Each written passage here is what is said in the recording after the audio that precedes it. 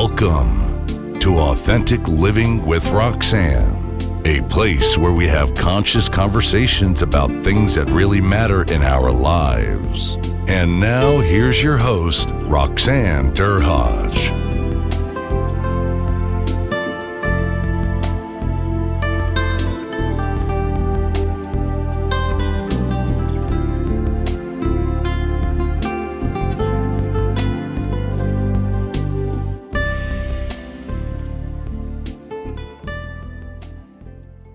Hi everyone, it's Roxanne Durhaj. Nice to have you on with me again this week. Today I have a special colleague on, Jon Baker. Jon and I met, I'm going to think about a month ago, so when I had the privilege of being on his podcast, and with a fascinating topic that Jon focuses on, which is about introverts. That being said, I'm the one that's called a chatterbox in my family, and the middle child of 6 children.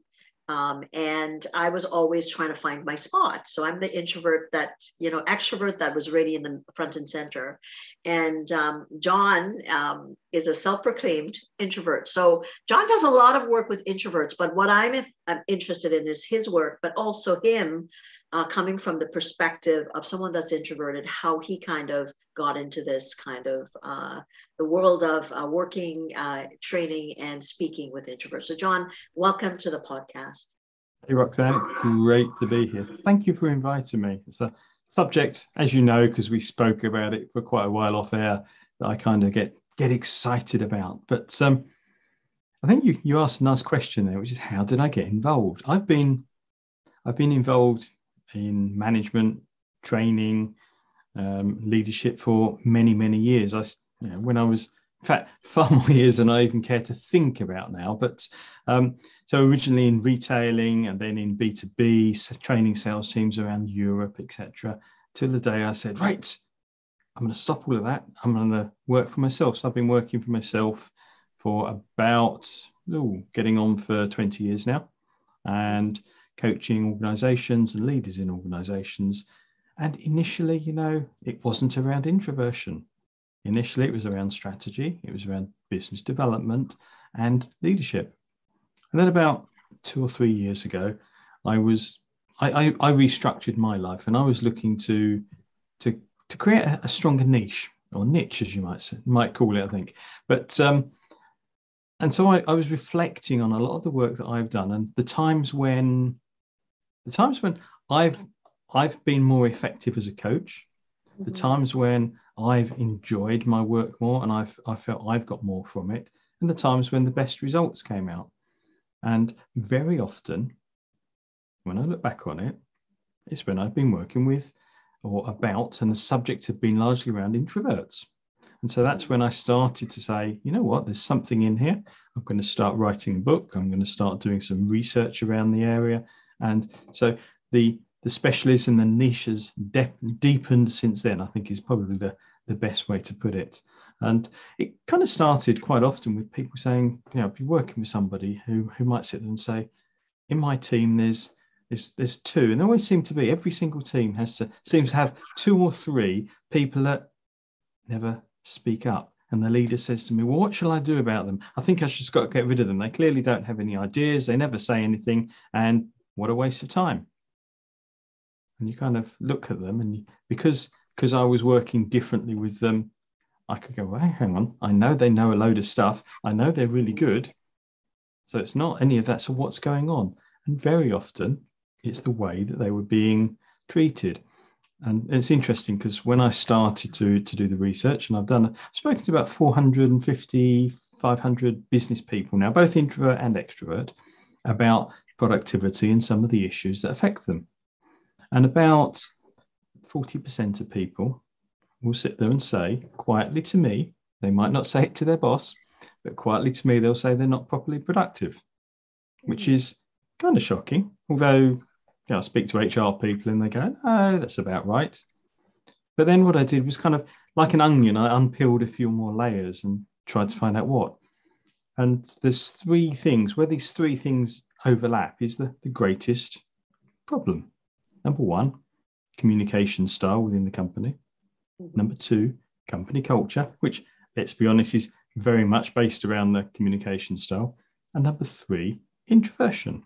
So where you've got an introvert that is working in a company where there's a culture which is very much more extrovert, which is very much more perhaps ego driven, and there's a particular type of communication style, the introverts weren't as productive. In other words, they were being pushed to one side. So I started to explore that and go, hey, what's actually happening here? So that's where it came from. Interesting, right? Because I think of the organizations that I've worked with, and I'm curious with sales organizations or subsets of organizations in sales, what happens to introverts in those environments? Is it a different experience for them? Because productivity is productivity at the end of the line, right? But I know that oftentimes within companies, and I think of the companies that I've worked with or for, sales is about the kind of the rah-rah, front of the line, ego-based, kind of egocentric kind of subculture within the culture. So I'm curious, with your experience with introverts, how do they fare in those kind of subsets of organizations? I think there's a couple of interesting things here. So the first thing for me is just the direct question which people sometimes say is, can introverts make good salespeople? And the answer to me is absolutely yes. A very good friend of mine wrote the book Networking for Dummies. Great friend, Ben Kench. And I was chatting to him at great length on this. And we both kind of went, you know what? There's an old saying, particularly in the UK, that people have got 2 of these and 1 of these. And salespeople should use them in that proportion. But as you probably know, most extroverts tend to use them in the opposite proportion. Mm-hmm. So can introverts sell? Yeah, because they're very good at listening and then asking the right questions, which sometimes some of our more extroverted colleagues get carried away and keep talking. So that's kind of answering the direct question about can they sell? And then, of course, your question was about how are they in those organizations? And I think, again, the more extroverted, the more ego-driven the organization, the less the introverts feel comfortable within that organization. Mm-hmm. And yet, the reason why I started saying, hey, this is a leadership issue, is because it's the leaders that set the communication style and the leaders that set the culture. Absolutely. Absolutely. Yeah. And if the leadership is looking for quote unquote extroversion as an indicator of performance in sales, that's going to direct potentially how their culture views their sales teams. But really, at the end of the day, it's about bottom lines and productivity at the end of the day. And if you interface accordingly from what you're saying, I often say that introverts, they topple me over sometimes because they will come up with such a subset of points that I'm oftentimes too far ahead, and then they'll pull me back because they are able to synthesize their points of view into one overall strategic kind of objective. And I go, where did that come from? Right? Because I'm getting there, but I'm probably getting there at a slower pace because I'm like you said, oftentimes I'm talking. And some of the best people that have taught me to be a better listener generally has been an introvert. I think there's an interesting thing in that you just said. Many, and this comes down to a kind of semi-definitional thing, if I can put it like that. Many people will talk about introverts, and rightly so, as having, shall we say, feeling de-energized when they spend a lot of time with people and needing to recharge their batteries by being on their own. It's a bit like some of the really old mobile phones with some of the old batteries. As soon as you took them out of the dark room and unplugged them and did that bit where you needed to, you spoke to them, you could see the battery going. And so introverts very much about recharging alone, whereas extroverts stereotypically are the opposite way around. Now, lots of people will talk about that. There is actually some neuroscientific background to that around dopamine and acetylcholine makeup and sensitivity, but let's push that one to one side before we all fall asleep. The other thing, which is why I mentioned this one, which is quite interesting, most of the introverts that I speak to are what I would call internal processors, whereas most of the extroverts are external processors. So what does that look like in a business, in a typical meeting even? You ask the introvert the question, they stop and they're processing the answer inside their head. And typically they want to come out with the best, the most structured, the most, exactly as you said, synthesized piece that links all the bits together before they open their mouth and speak. Whereas the extrovert typically will fire words straight back out. And that's their way of thinking. It's not good, it's not bad, it's just different. It's not, at the end of the day, it's not even any faster, because when you get to the end of the result, as you said, it's about joining all the bits together to come out what's the best answer. So there is some background to exactly what you said about processing. It's different ways people think. However, the downside is, and this is why I mentioned the meetings thing, very often some people don't like gaps in the conversation. So somebody might ask me a question or throw a question out into a meeting. And what typically happens? The extroverts externally process, and so they start firing answers out there. The introverts stop, think, and might come out with the answer a second later. They're not slow, they're just thinking differently. And the problem with that is, of course, you then go, oh, they've all started talking, I'll shut up. And quite often we find that the introvert answer is, well, unless they feel incredibly strongly about something, they're not going to be prepared to batter their way into an extroverted conversation where words are just flying around. Yeah. And then there's part of the problem. And that's why it's important, whether it's in meetings, in discussions, however we like to look at it, to make that space for the whole team to become involved. And so I don't look at it and say, oh, it's about restructuring things for introverts. When I work with leaders, I say, well, if I said to you 40% of your business is not properly productive due to your communication style and your culture, would you want to do something? And hell yes is the normal answer. Absolutely. And so that's about creating the space in the way we work. And that's so interesting, right? You said about 35 to 40%. That's a substantive amount of your population. And let's say, and I'm interested in this. Let's say how many CEOs of companies have you worked with or been interfaced with or know of that are introverted? And how does that impact culture? Well, it's quite interesting, actually. So firstly, are there introverted CEOs? Yes, absolutely. We don't always think of them, but some of the ones that might jump up, your listeners may have heard of Microsoft. Yes. They may have heard of, I can't call it Facebook now, I have to call it Meta. Yes. And then we're talking big CEOs. So is introversion a blockage to being a really successful business person? No, it's not. But very often I've worked with business owners who are introverted, and some of them are absolutely get this stuff and they try and create the relevant culture for the introverts. Some of them, however, have kind of battered their way to the top through dogged diligence and desire. But because they've grown up in let's call it an extroverted biased world, they then start to run things in an extroverted way because that's the model they learned. And so it's when you stop and point out to them what's going on, they're like, oh yeah. And there's a big light bulb goes on. So it's not just to sit there and say introverted leaders get this stuff and extroverts don't. It's because of the way that we all tend to work, especially I think in a Western business society.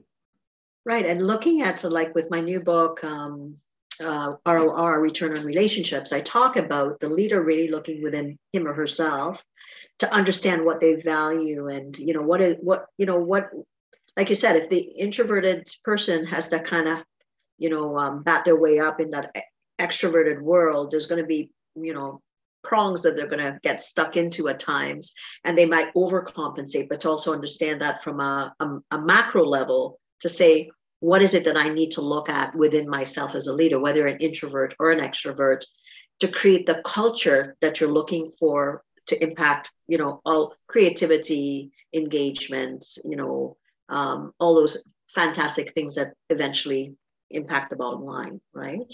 So, it's interesting when you look at it from that perspective. Absolutely, Yeah, and I think one of the first things I often see, and people come back to me with, it's always those couple of people over there that never say anything in meetings. And then my next question is quite often, tell me about the rest of the group. Oh, well, there's quite a number of them that sometimes do, and there's 2 or 3 that never shut up in the meeting. So all I'm going to say is, if that's the situation, that's one of the first things to reflect on, because what's going on, the first thing you probably need to do to create space for the introverts to participate more is shut these guys up here. And it's quite an interesting reflection, and that's an incredibly simple one, and it has big impact. And it's not about, as I said, it's not about going, I've got to make space for these snowflakes or whatever some people might like to call them. It is about going, how do I increase overall creativity and productivity in the team? Because the different ways of thinking come up with really different and much more sustainable answers. And so sometimes it's as simple as going, right, I'm posing the question, but holding back some of the ones that respond much more quickly. And there's various ways of doing that. And anybody that's a trainer will recognize the following one. Okay, don't answer the following question. Please don't say anything. Write your answer down. And of course, as trainers, they'll do it on Post-it notes. They'll go and stick it on the wall. They'll and yet most of us are aware of that. And yet it's when you understand the science and what's going on behind it in terms of introversion and thinking space, you suddenly go, everyone's a bit more engaged because they took the time to write something down. And because I, as an introvert, have taken the time to express that, even if only in writing, I've thought it through, and everyone hasn't started firing off. So I'm a bit more engaged already. So once I'm more engaged, I'm more likely to continue being engaged. So leaders need to be aware of what's in front of them and look at their styles in reference to engagement. And really alter it and think about, if it's always these 2 people that are answering, or, sometimes, like I say, there's often 1 or 2 people that like to hear their voice in a meeting. Yeah. So you kind of, think, I don't have to worry about those 2. They're going to tell me what they think, regardless if I ask them or not. And there's people kind of that are in the middle. And there's oftentimes the people that are quite quiet. So gauging that internally with yourself as a leader to say, I know there's value in this room, period. And how is it that I'm going to make it safe enough psychologically, emotionally, and like you said, create different avenues to be able to afford those individuals to be able to share information. Because I think if you're thinking, you're not looking at your entire room, and I would say most leaders have the capacity to do this. However, sometimes they might fall into those traps where it's easy to kind of go with the people that speak up. Yeah, right? Absolutely. It's a habitual thing, isn't it?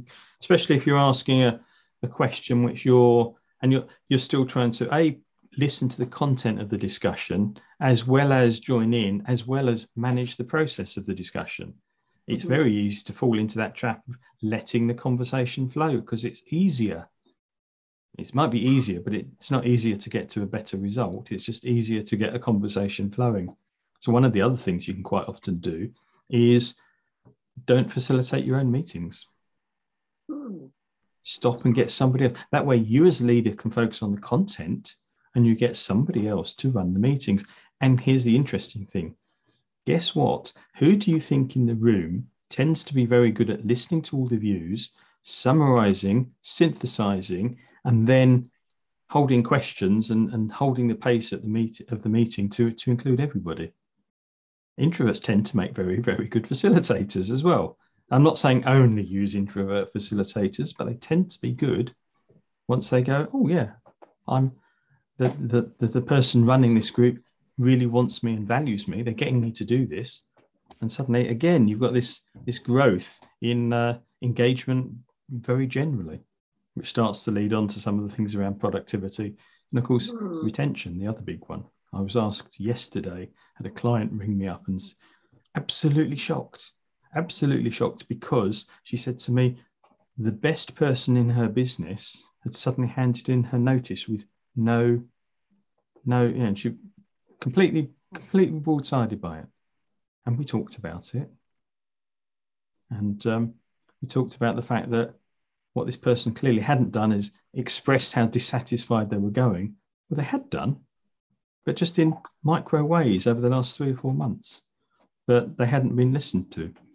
And needless to say, because it's my story, it's going to be, isn't it? But needless to say, it was an introverted member of staff that had suddenly handed their notice. And I'm not saying it's only introverts that ever leave, but it was quite interesting that they had expressed and they made little micro statements over the 3 or 4 months, rather than kind of splurging out and going, I'm fed up with this, and doing the drama queen thing. Right, because I would say expressive people let you know when they're not happy. Oh yeah. Right. And I think of my son, and he says to me, Mom, I'm not like you. He goes, I'm an introvert. I said, I think I was an introvert at your age. She goes, I don't think so, Mom, because he's the type, when we have conversations, because I will often say, so tell me what you think. And he'll look at me with this blank stare, and he'll go, I'm thinking, Mom. And I'm like, so it's interesting, right? Like that introverts will have a lot of things going on for them, but to your point, they need to kind of go backwards in their brain to think, okay, if I'm going to say one thing, I'm going to make it stick. And RJ, my son, he's great for me that way, because I always go, so like, what's happening? I've said this, and he's like, I need to get back to you. And I'm like, what? Because the extrovert in me wants the answer right now. And then he'll say, well, no, I thought about it, and I thought this, and this, but I didn't like this, and I thought about this. And I'm like, wow, you got all of that out of that little conversation, but there's a part of me that wants it immediately. So I think that example you use, Jon, is amazing, because that should show companies that how are you looking into feedback, like, or how are you gauging the pulse of your teams or the different subsets of your business? Is it based on what the manager is saying, or is it really, is there other ways that you're collating how well people are feeling? Point. Good point. I thought the other interesting thing in your discussion with your son, and what you clearly did, you made space for him to answer, which is brilliant. What a lot of people don't do, even in one-to-one conversations, particularly extroverts, they'll fire out the question, and then just as you said, hang on, I want to get on. I want to know the answer. One didn't come back. So what do they now do? They go on and start to answer it themselves, and they move on and jump on. Whereas the introverted person is still sitting there going, oh, of course, what you're actually training somebody to do by continually speaking once you've asked the question, you're training them that you're not interested in their answer. So you're shutting down growth, right? Because I would think, I know when I coach, in more introverted people versus extroverted people, I can say to them, the extrovert, I could say, so like, what was the best part of this? What was the worst part of it? And what is it that you need to focus on? But the introvert will say to me, I will ask the question on the beginning of this, on the follow-up session, to say, I know we talked about a ton last week, and I'm just wondering, what was your biggest giveaway, your takeaway, and where would you like to focus this week? So it's not that you're not asking the same question, but you're maybe prefacing it based on the context of the personality that's in front of you. Yeah. Or the other thing to do that I've known several people do is they ask the same question. If they don't get an answer within the first few seconds, they'll ask again in a very slightly different way. So that what you're doing, you're trying to effectively, you're undoing all the bad training you've given before. Because in not letting somebody answer, you're training them, you're not interested. So you've got to undo that training first. So ask again in a slightly different way, or set it up in the way that you just said by helping them to restructure that question, but wait for that answer. So I'm curious, when you deal with, I mean, obviously this is a team issue. It's not like you said, it's not an introvert, extrovert kind of, You're looking at a subset, you get called in. maybe there's productivity or issues, or maybe people are trying to kind of look at their kind of the metrics for the quarter or overall strat plan, like you said, that you worked with. So how do you work with an organization that calls you in and says, I know we're doing well, let's say, right? We're doing well, but there's room. And I want to figure out what kind of gaps are there, or what kind of things are missing to optimize the productivity, say, of my senior leadership team. How would you approach that, John, when you work with one of the first things would be to stop and listen, sit through a couple of meetings with that senior leadership team. Quite often, actually, and you'll get this one as well, you'll be told, oh, there's 2 members of the senior leadership team that are struggling a lot more than the others. And so rather than sitting and listening to the whole senior leadership team, it might be about sitting in with the team meetings of those couple of the senior leadership team, so that you can start to go, well, what's going on? Because then you're in a position where you can start to play that back, and you can start to ask questions to help people unlock what's going on, of the kind of things we've just been talking about today. So rather than me sitting there saying, or never let them answer the question, that's not going to work. But it is about listening and then asking questions to help people reflect, as all coaches do, as I'm sure you do all the time.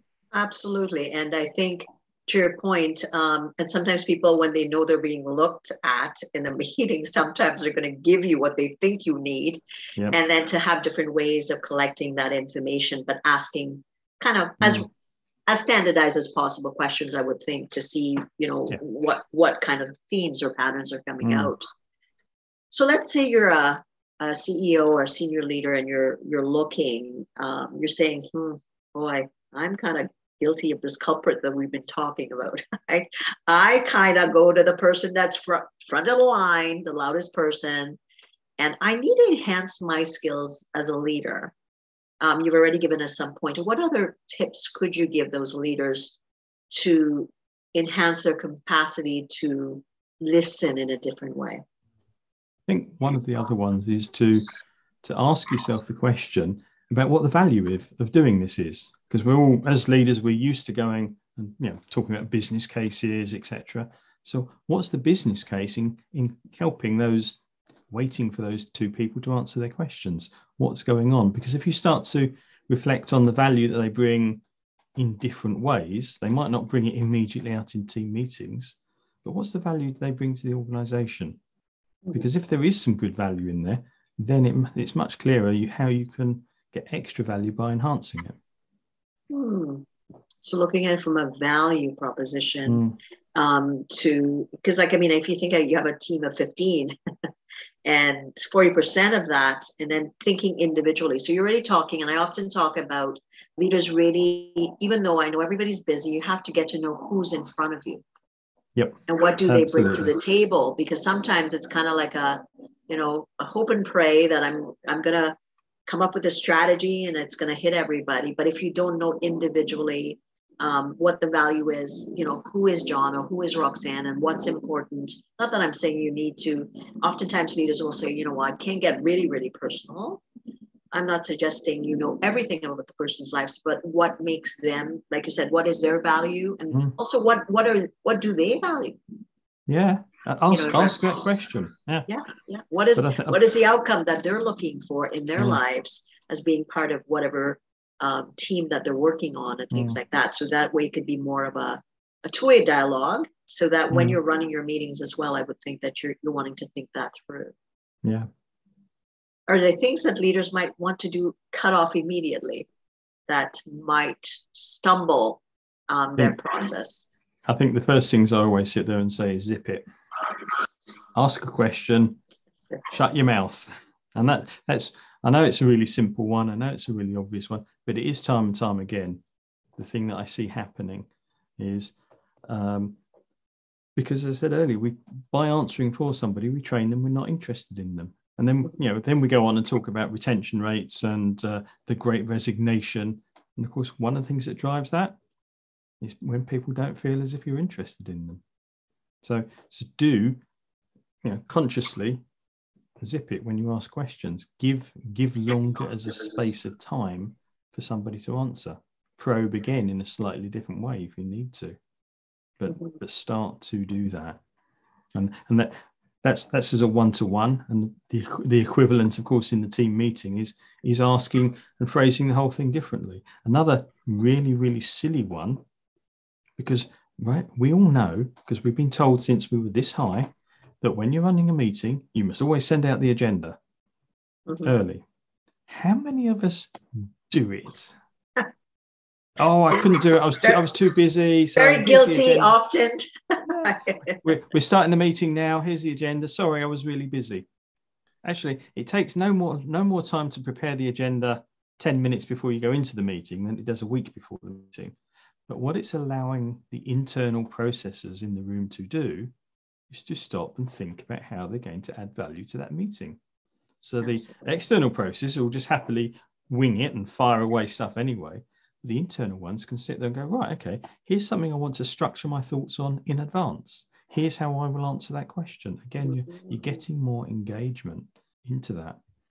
So some of these things, are they rocket science? No. I'd love to sit there and say there was some amazing answer, Roxanne, that only I know of in the whole world, and that's why you need me. The truth is, it is about stopping and taking the time to understand why some of these things that we probably do know about, but we don't do. And it's either because we don't appreciate the value of the thing or the value of the person. You know, and I'm just listening to you and I'm thinking how many times I've been guilty of that, you know, over the years. And because you're right. You're like, oh, I forgot to send this out. I should have, you know, and something as basic as that, and how that would help me as the leader as well. It really did help when I would, because everybody knew what to expect. And this is the 30-minute meeting. This is the outcome. This is the discussion that's on the table. You know, we have 5 minutes to discuss any go forward things, all those things. That structure of the meeting too is also creates again that context of when I go to safety, right? Like I know what this is about. I know it's not going to take all afternoon. I know it's not going to be willy-nilly, everybody throwing everything out, but there's a structure to it. And then, you know, for individuals that need to synthesize a little bit more, it helps them to get a bit more concise. Now, Jon, I'm sure people listening would want to know where they can get a hold of you, and if they wanted to chat with you and maybe even do a discovery call, where would they get a hold of you? So either on LinkedIn, which is really easy, that's Jon Baker, which is Jon, or on my website, which is introvertsinbusiness.co.uk. Awesome. Nice. Well, thanks so much for being here. And what am I learning? I think, I'm pretty good at understanding, but sometimes I get a miss. And if I'm a miss in a conversation, to back up, for me to ask for time to step back. And because I think oftentimes, you know, people may not think because you're kind of going down the trajectory. You're thinking there's no way for me to back up, but I don't want to look stupid. So I don't know what to do, but to even just say, you know what, I'm a little bit ahead of myself here. I've not thought this through. I'd like to slow down. Can you help me out with that even? So I think engaging is something that I think from our conversation today, I think would help me also in my various roles that I play. So again, Jon, thanks so much for that. Tell you what though, Roxanne, I really like that question, because in it, you just sat there and said, I'm getting a bit of my head of myself. I'd like to slow down. Can you help me? And how do we, when somebody says, can you help me? We all say, yes, love to. Brilliant. Thank you. So for everyone listening, I'm about to release my new book, ROR, Return on Relationships, How to Amplify Resilient Teams. I'm going to be talking about it a lot, reaching out to me if you'd like to know a bit more. You can just hit the link at the bottom and book a discovery call with me. So again, Jon, thanks for your time. And everyone, thanks for hanging in there with Jon and I. And I look forward to connecting with everyone. Take care. Thanks for tuning in to Authentic Living with Roxanne, creating the space for positive, healthy change. Roxanne is a keynote speaker, psychotherapist, and coach. To work with Roxanne, visit roxannederhage.com/blueprint. We'll see you next time on Authentic Living with Roxanne.